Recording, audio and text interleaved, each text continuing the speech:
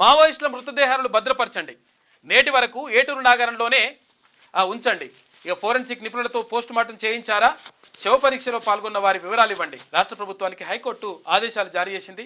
ములుగు జిల్లా ఏటూరు నాగారం ఎన్కౌంటర్లో చనిపోయిన 7 మావోయిస్టుల మృతదేహాలను మంగళవారం వరకు ఏటూరు నాగారం ఆసుపత్రిలోనే భద్రపరచాలని పోలీసులకు హైకోర్టు ఆదేశాలు జారీ చేసింది.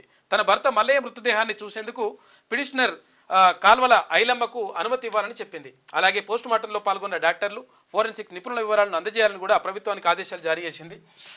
పాపం వాళ్ళు మావోయిస్టులకు సంబంధించి నిన్న వాళ్ళు అక్కడికి వెళ్ళిండ్రు, అంటే అడ్వకేట్లు కూడా నిన్న మాట్లాడిండ్రు.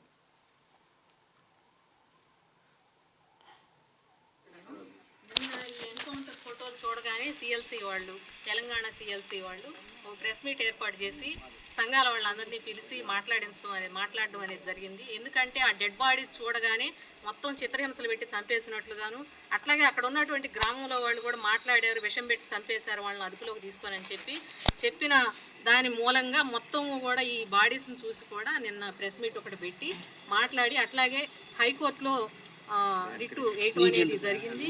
ఈరోజు లంచ్ మోషన్లో 2:50కి ఆర్గ్యుమెంట్ జరిగిద్దని చెప్పారు. అట్లాగే జరిగిన తర్వాత కోర్టు ఒక ఆర్డర్ ఇచ్చింది. గాంధీ హాస్పిటల్లో ఉన్నటువంటి సీనియర్ డాక్టర్, ఫోరెన్సిక్ డాక్టర్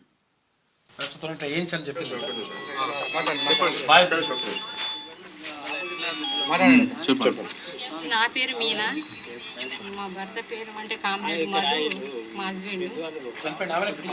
నేను ఇప్పుడు ప్రస్తుతానికి అయితే ఇంటికాడనే ఉంటున్నా. నాకు ఆరోగ్యం బాగలేకుండానే నేను ఇంటుకుంటున్నా. ఇప్పుడు ఆయన ఎక్కడ ఉన్నాడు, ఎట్లున్నాడు, ఏ ఏరియాలో పనిచేస్తున్నాడు, ఏ స్థాయి అనేది కూడా నాకేం తెలియదు, సమాచారం కూడా లేదు. కాబట్టి ఇది వీళ్ళు మధు వాళ్ళు వీళ్ళకెళ్ళి ఇదంతా తుక్కు అయింది. అది తూటాల లెక్క అయితే కనబడలేదు నాకు. తూట అనేది ఇది ఒక్కటే గీడ కనబడుతుంది.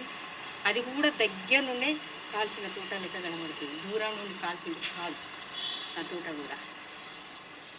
దాంతోపాటు ఇదైతే వాళ్ళు విషమిచ్చి చంపారా, లేకుంటే ఏదన్నా మత్తు మంది ఇచ్చి వాళ్ళని కంట్రోల్గా తీసుకొని హింసించే చంపారు వాళ్ళని అందరినీ.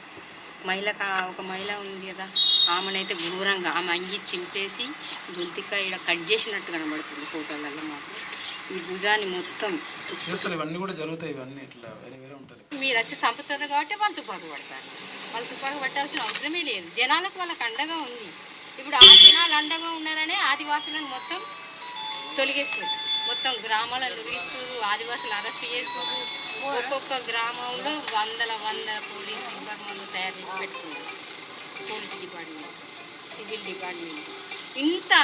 ఒకటే నేను అడుగుతున్నా, మీరు ఇంత ఖర్చు పోలీస్ డిపార్ట్మెంట్కి పెట్టే బదులు ఆ ఆదివాసులకు పెడితే ఈ లొల్లీలే ఉండవు కదా.